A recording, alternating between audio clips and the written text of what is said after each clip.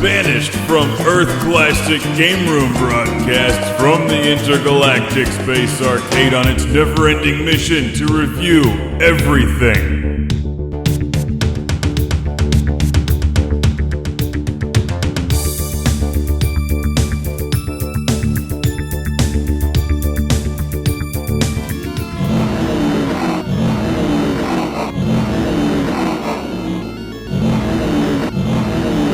Welcome to Classic Game Room. Are you ready for a horror movie-inspired, blood-soaked, side-scrolling brawler beat-em-up on your Genesis? If so, then you're ready for Splatterhouse 3.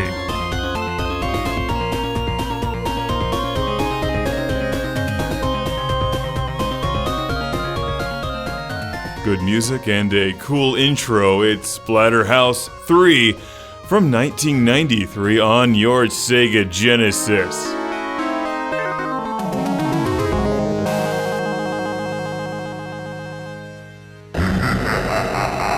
This game has some interesting visual effects on the 16-bit Sega Genesis. From Namco, it's a side-scrolling brawler beat-em-up like Double Dragon meets Friday the 13th.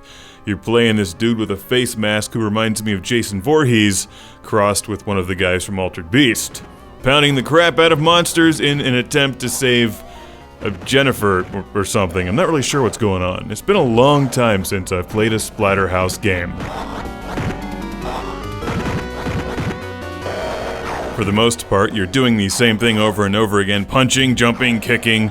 It's like Streets of Rage, Golden Axe, Double Dragon, any of those games except bloodier, and that's what I remember about the series from back in the day. Splatterhouse games are packed with blood and gore, something you didn't see much of back in the 80s or early 90s until games like this one, Mortal Kombat and Narc, came along. It's pretty tame by today's standards, but you gotta love these cutscenes.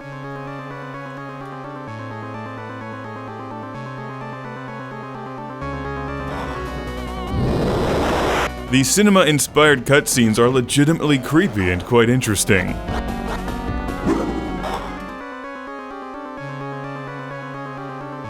As you battle your way through this blood-soaked mansion and dungeons, you're attempting to make it to the end boss and defeat them before the time runs out and save certain characters in the game, I think. I never actually saved anyone. They all just died. Everyone died. I'm not very good at these games to begin with, and I'm not sure how anybody could actually defeat the bosses in time. Splatterhouse 3 is really challenging.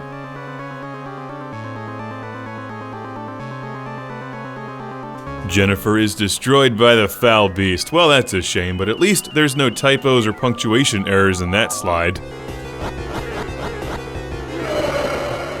Splatterhouse 3 gets an A+ for blood and intestines on the ground, but a D- for proofreading.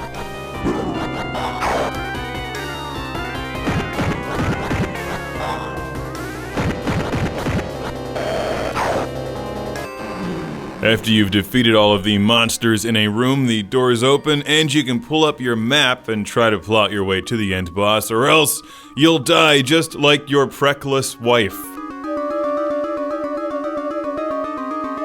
So everyone listening, make sure you let that special someone know how preckless they are to you. They'll thank you, probably with a look of confusion. Maybe they'll just walk away. While I've enjoyed playing this game immensely, it brings back some memories. It's definitely style over substance. Splatterhouse 3 is way cooler than it is actually good. It looks great, I love the monster designs, but there's only like 5 of them. It's terribly repetitive, and the lack of a 2-player mode makes it kind of frustrating after a while. There's no one there to get your back, so it's always being attacked by monsters trying to eat you. But it's still super cool and immensely likable, which is why so many people fondly remember and talk about the Splatterhouse series. And you've gotta love these cutscenes. I also really enjoy the massive amount of reverb on his screaming when he gets knocked down, and this room filled with severed hands trying to attack you. You just didn't get stuff like this very often on the Genesis. Fortunately, there's a password system, since it's a challenging game, that may come in handy, and of course, if you're interested in making it through, With a little help, all of the codes are available online these days. So, how about a classic game room shout out and thank you all the way to Chris from Woodland, California. Thank you for sending Splatterhouse 3 to the show.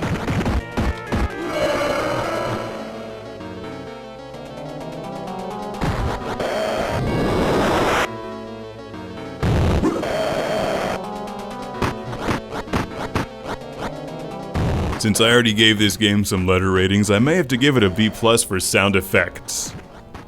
You